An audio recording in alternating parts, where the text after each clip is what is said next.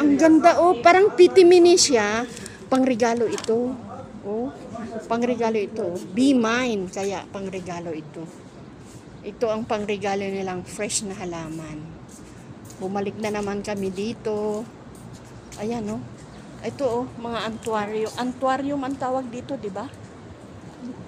Ayan oh. Oh. Ayan oh, ang mahal kaya sa atin.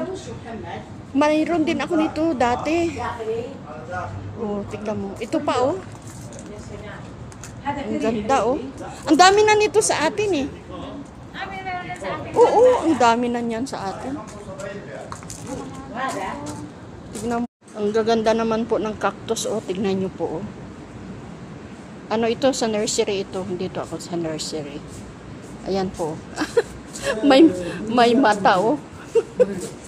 May mata yung cactus oh. Nilagyan nila ng mata.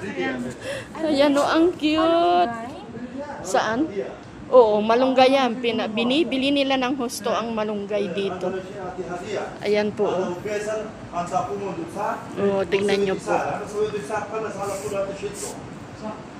Ayan no. Binubuhay nila. Kala nila siguro hindi ako marunong magpabuhay nito. Oh, ang gaganda, di ba? O, tignan mo. Sikat 'yun. Nag-aano lang ng rubber tree eh. Oo, nag-aano siya ng rubber tree. Sikat 'yun ngayon. Pupunta sa amin. Ah. Ito yung tinatawag nilang 5 fingers. Ayan, may bulaklak 'yan. Meron kami nito sa Wadi. 5 fingers siya. yan. Isa ko linis yung dahon kasi Oo. pagpunturab. Kasi nagpipito ito. 2, 4, 6, 8, 9 na nga oh. Kaya ang dami nilang paninda. Swerte rin to? Oo.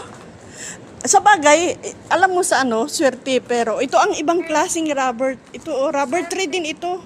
Swerte siya, pero dagdagan mo din ang sipag. Oo, kailangan gumalaw ka rin. Huwag kang umasa sa ganito. Welcome po kayo sa aming garden. Oo, siya po yung may-ari ng mga halamanan na ito. Simple lang yung kanyang negosyo dito sa Saudi Arabia. Halamanan. Tama ba mga halamanan? Halaman.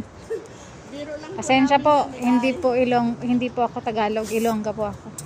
Mahirap mag-Tagalog. Tingnan nyo naman ang bougainvillea dito. Oh. Wow, ang gaganda. Oh. Ito na ngayon ang sikat dito kasi ito nabubuhay kahit tag-init, taglamig. Oh, tignan nyo dito oh. Ito sa atin ay ayan no. Mga halaman to sa ano? Gusto kong mamili nito oh. Magkano kaya? Sili